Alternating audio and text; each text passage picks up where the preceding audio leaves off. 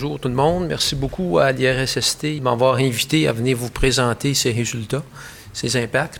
Donc aujourd'hui, ce que vous allez voir, c'est un survol de plus que 30 ans d'évolution de la protection contre les chutes de hauteur au Québec et je dirais presque dans le monde. 1980, la protection, c'est quoi? C'est des ceintures à gauche et des liens de retenue, une corde avec 2 crochets. Au mieux, c'est porté, mais généralement, c'est pas utilisé, c'est-à-dire qu'on n'attache pas le lien de retenue à quelque chose.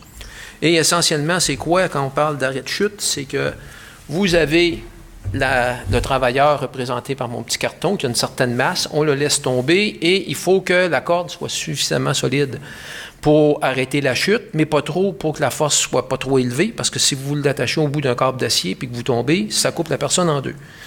Mais il ne faut pas que la corde soit trop souple, parce que l'allongement va être tel que vous allez heurter le sol avant d'arrêter la chute. Donc, petit jeu assez complexe pour l'ingénieur à trouver la bonne solution. Certaines entreprises utilisaient des filets de protection, comme ici on voit le pont de la rivière Sainte-Marguerite, et on a un essai de filet ici. Et ce qui était aussi utilisé, des ceintures attachées à une corde de secours verticale qui était fixée au préalable.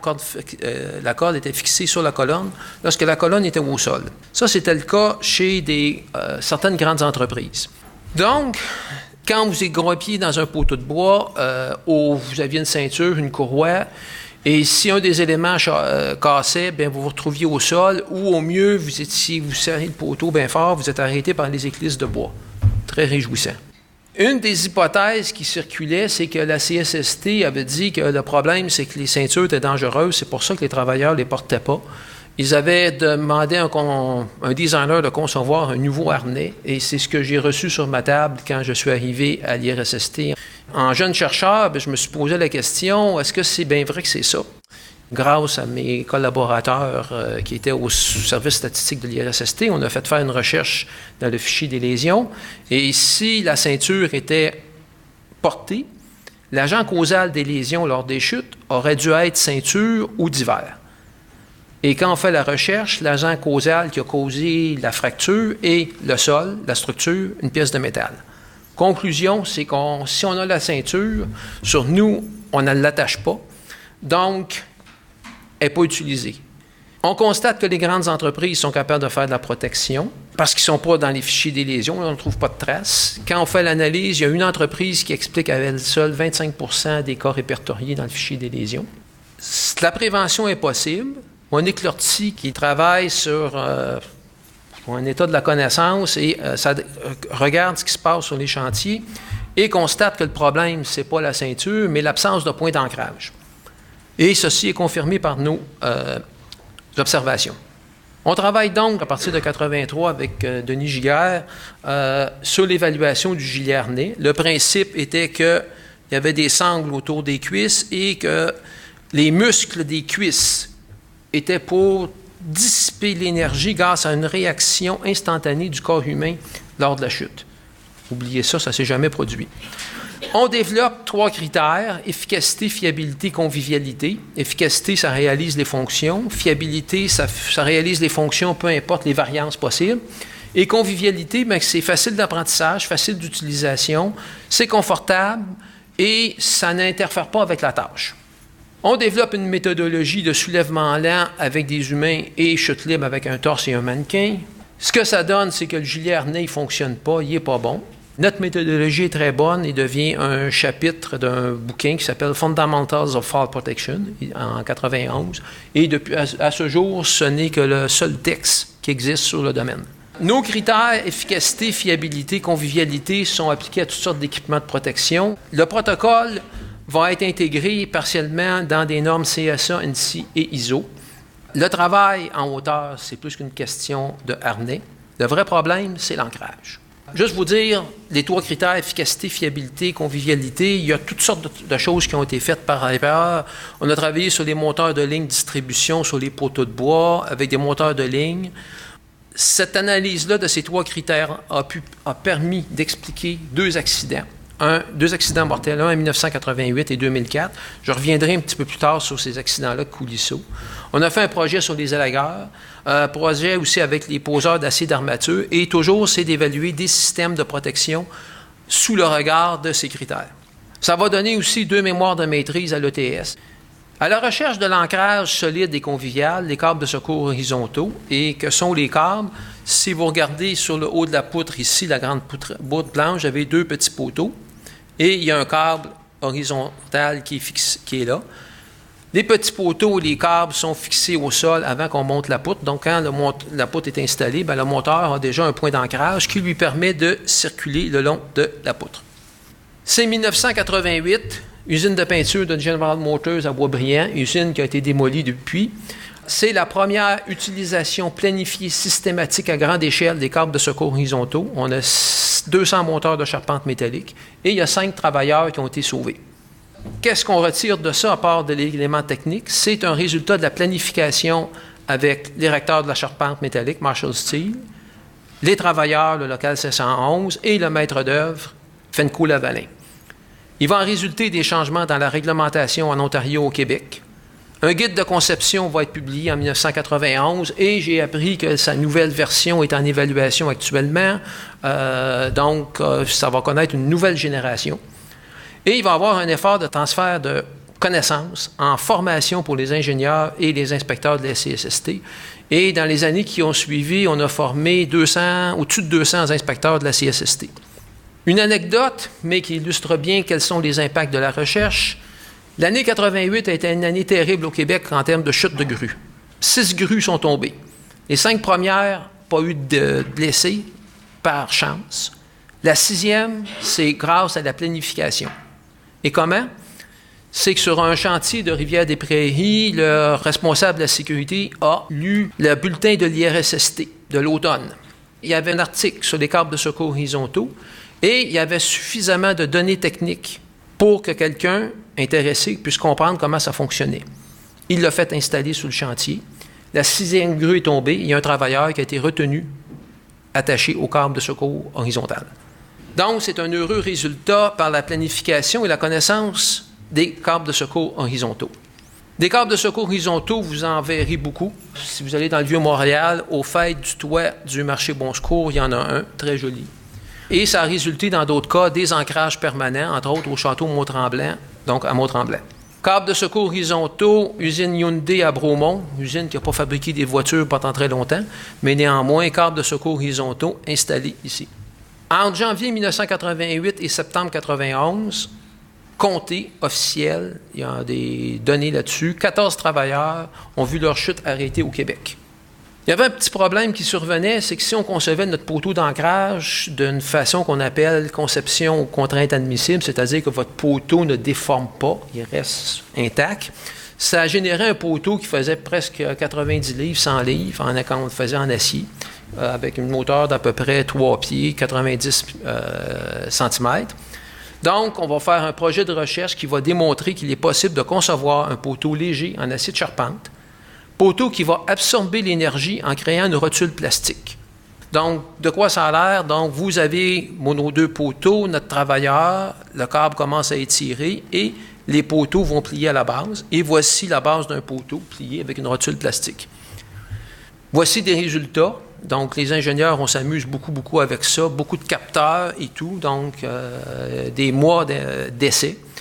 Et la démonstration va être faite. Et maintenant, ce qu'on voit, on va voir des petits poteaux légers. Ça, c'est de la fabrication domestique et il y a de la fabrication industrielle. Donc, ça a fait le tour du monde et maintenant, c'est le type de poteaux qui sont utilisés. Les câbles de secours horizontaux, c'est rendu un icône en termes de chantier de construction. 25 février 2008, le centre d'entraînement du Canadien de Montréal en construction, carrefour de l'autoroute 10 et 30, s'effondre en cours de construction. 8 travailleurs vont voir leur chute arrêtée. Le seul qui a été blessé a eu des meurtrissures au dos. C'est tout.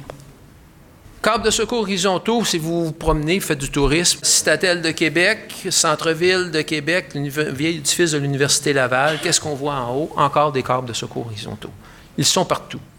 Ils sont tellement partout qu'on les voit aussi au haut des affiches extérieures, de type Mediacom, Viacom et nommez-les. Et en 1993, je suis contacté par la compagnie Mediacom et ils veulent savoir s'ils s'en vont dans la bonne voie. Ils ont déjà des idées. Et on va valider que, avec eux que le câble de secours horizontal va offrir une protection de la mobilité, de la convivialité, une solution qui va donner pan-canadienne. Comment ça fonctionne? Le travailleur a un harnais. On attache une longe qui est rétractable, un peu le même mécanisme que votre ceinture dans votre automobile. C'est attaché au câble en haut. Et ce qu'ils vont faire, donc, ils ont le long de l'échelle une tige de métal, ils vont l'accrocher. Et ça va offrir une mobilité verticale et latérale en ne s'attachant qu'une et une seule fois. Ce que ça donne, entre autres, aussi, c'est un article. Donc, on va remporter à cette époque 2 prix à un congrès international, la meilleure communication scientifique sur les câbles de secours horizontaux et la meilleure affiche de poster sur le projet Mediacom. André Lannes, quelques années plus tard, va écrire un article important dans Safety Science. Et c'est là qu'il va formaliser l'approche qu'on a durant nos essais en confirmant que ça rencontre les critères des approches aux états limites. Il va être un des 6 ingénieurs nord-américains qui va contribuer à la rédaction de la norme Z259.16, conception des systèmes actifs de protection contre les chutes. Et à ce jour, c'est la première norme au monde qui est un guide de conception pour les ingénieurs. Ce qui va nous permettre maintenant, dans la réglementation, de faire référence à cette norme-là comme étant un critère d'acceptabilité des systèmes. Coulisseau, rapidement, c'est ça un coulisseau, ça vient de bloquer sur la corde verticale. Et l'accident de 88 va démontrer que notre coulisseau avait été utilisé de façon incorrecte parce qu'il y avait un mauvais maillage entre la corde et le coulisseau. Donc, le travailleur maintient le levier en position haute. Donc, s'il y a chute, il saisit son coulisseau et continue à descendre. Il est descendu 11 étages. Et ça va donner dans la norme, parce que je suis sur le comité de normalisation CSA depuis 1984, on va intégrer un essai de mobilité qui démontre que le coulisseau, pour être acceptable, doit être capable de monter et descendre sans intervention humaine et que même s'il l'utilise incorrectement, il va quand même bloquer. À ce jour, c'est la seule norme au monde qui inclut ces critères. Verglas, il n'y a pas juste les pylônes qui sont tombés et les poteaux, les gens qui faisaient le déglaçage, 4 morts, des blessés, des paraplégiques, nommez-les. Et on va être appelé par la CSST et en une journée, on va mettre au point ces 2 méthodes de travail pour le déneigement, toit plat et toit en pente. Une nacelle, autre impact, un 4 pages qui va être produit dans l'Infolabo. En 1997, on avait publié un article dans la revue Prévention sur le travail en hauteur et il y avait une nacelle et on disait qu'il faut s'attacher dans la nacelle. En une semaine, je reçois 5 appels téléphoniques et ça va donner en 1998 une petite Infolabo 4 pages. C'est peut-être le 4 pages qui a eu le plus d'impact que j'ai fait dans ma vie. Ce n'est pas une publication scientifique en passant. Pourquoi? Ben, c'est que le 6 août 1998, donc 2 mois après la publication, il y a un travailleur qui est catapulté de sa nacelle. Et à partir de là, il y a eu une grande campagne de diffusion de ça. Et ça a réglé le cas au Québec. Et ça va être intégré éventuellement dans les normes canadiennes et internationales. Donc, d'avoir un essai où on laisse tomber une masse d'une certaine hauteur pour vérifier que toute la machine est capable d'arrêter la chute. Maintenant, bien, ce que vous voyez dans la vie, c'est ça. Les gens le portent. Voici des statistiques d'une certaine époque.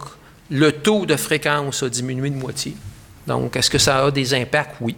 Est-ce que cet impact-là était juste au Québec? Non. Voici la courbe ontarienne. De 1966 à 2002, la courbe en noir, c'est le nombre de décès en chiffre absolu. Remarquez 88-89, c'est ici les câbles de secours horizontaux chez GM à Boisbriand.